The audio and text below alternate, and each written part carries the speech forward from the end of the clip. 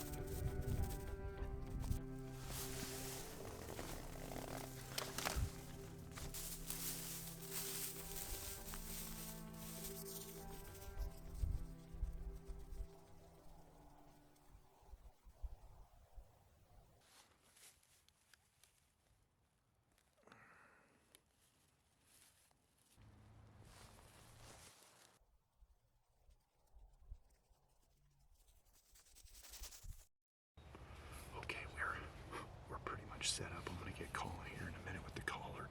I got it about 75 yards away.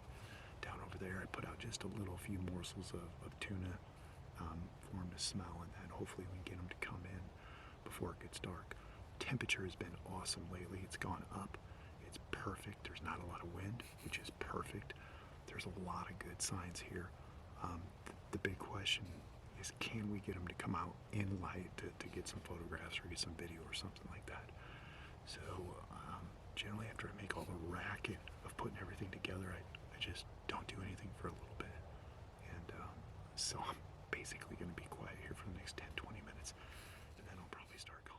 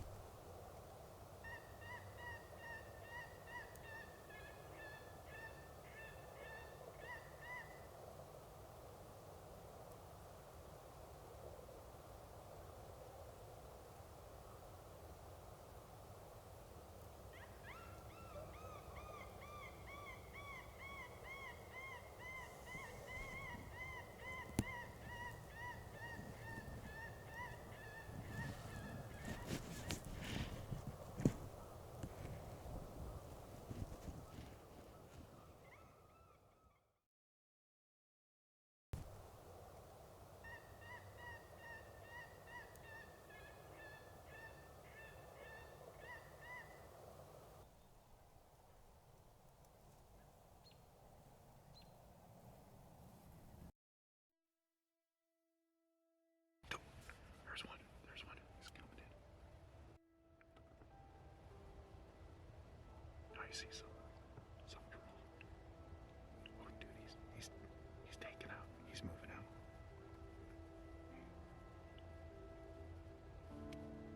He is not stopping. Something's wrong. Something is wrong.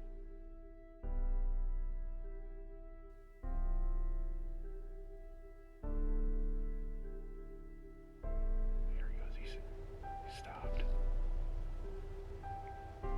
Keeps looking back.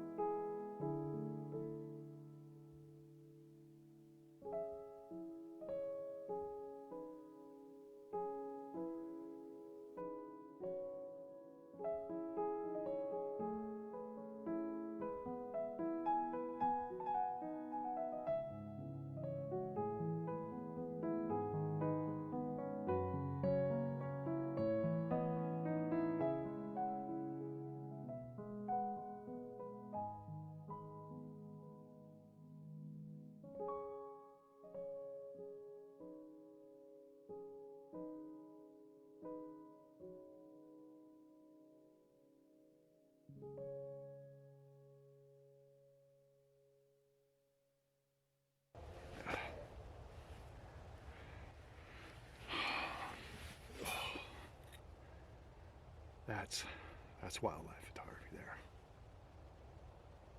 That coyote came in fast, scouted it, seen something it didn't like, and just started bolting. And when you see that look, and with them starting to hop away, something's up, something scared them. Either they smelled the scent from me, the device was too loud, maybe they seen that, they just weren't enticed. Alright, we're going to do a wrap up. It's starting to get dark. That being said,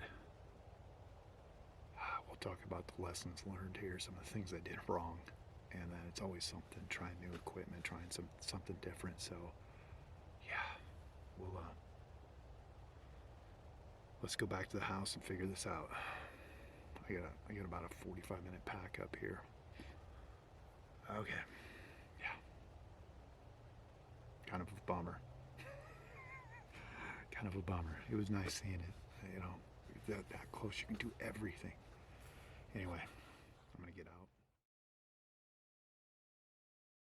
out. Let's go over this. Some of the positive things, some of the negative things, and yeah, what I would do differently. So some of the things that worked out. The scouting aspect worked out fine. I found droppings. I found deer carcass with legs being pulled off. When you see those legs and those arms being pulled off in different locations, that's a bigger animal. That's your coyote, maybe a fox, not a raccoon necessarily, or a possum, something bigger. The weather that we were under, there was great forecasting. Weather app paid out well. Little wind, rising temperatures when it was been very cool out. And the time of day, that was probably around almost at night, 6:30, 6 o'clock. That was excellent. The call that was used was right on spot. There was a jackrabbit or a rabbit call along with a squeaker call. That worked out. The field was a good spot. I really took that into consideration, a big open field. Now there is some woods and stuff that I bypassed, but it's too hard getting a good shot when you have that many trees in the way, so you got to get them out in the open. The call's the way to do it. So that worked out fine. The planning worked out pretty good. It's the implementation or the execution. So the things that really kind of didn't work out the well. Let's talk about the gear. My blind was too small. I had a tripod with an exterior camera pointing out, one on the camera pointing at me, one out there, and an exterior one outside of the blind. 4 cameras. A little too much. The blind was super small, and that was the problem. I only had a little viewpoint, so I couldn't necessarily see around me all that much. All I could see was 75 yards out. And that's an issue because I couldn't get my camera started, couldn't get the gear started up in time. It was literally they just show up right in front of you. My execution with the call was problematic as well. I had it on when the coyote came in and checked it out. And I really should have just run it a few minutes. Generally, you want to run these calls 15 seconds and then shut it off. Wait 5 or 10 minutes, 15 seconds, shut it off. I ran it too long. And the animal, the coyote came in and looked in that area and knew, with the hearing, and they pretty much know where something's at. And looked in there and was like, I don't see the rabbit, something's wrong. Something's wrong. And that's when the coyote started just running away, just bolted.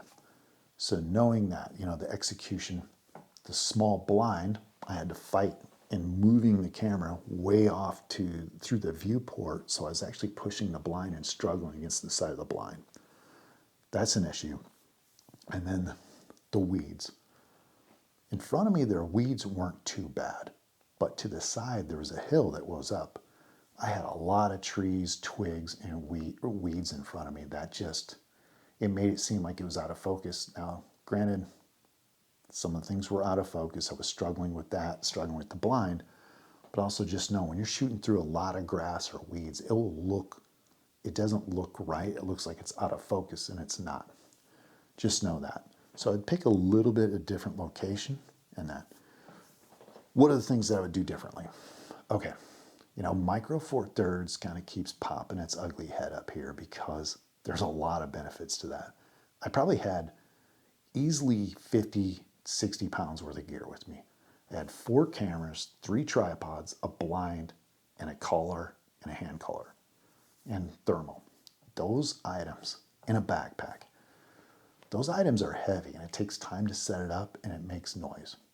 So if I was going to do this over again, I keep thinking about Micro Four Thirds, the old school of getting a 100 to 300, 100 to 400, like a G9 Panasonic, a ghillie suit. I would take only one, and that would be a lightweight tripod with the M50, M200. Put that next to me, ghillie suit, no chair, no blind, no big tripods, and I would just hand hold, or like what I like to do is brace the camera on my knee, almost in a shooting position with my back against a tree. That way, probably 5 pounds, maybe 10 pounds of gear versus 50 pounds. And I have full mobility moving back and forth. And a very good system that, it's got very good image stabilization that hopefully you can kind of handhold those. Photographs, no problem. The difficult with this is getting the video in addition to the photographs and making it, somewhat less jittery and shaky and that. So I think it's possible. I kind of did it with the deer video a couple weeks ago. That was hand holding a 150 to 600, which was difficult, but a 100 to 300 is like 10 times less weight than that 150 to 600. Knowing that, that's the way I'd roll. That's the way I'd do things. And I would ease into the call a little bit less and give more time to them. So let me know what you guys think, comments, questions, concerns, and that's about it. Hopefully I'll see you in a couple weeks, and let's call it a draw on this episode, right? See you guys.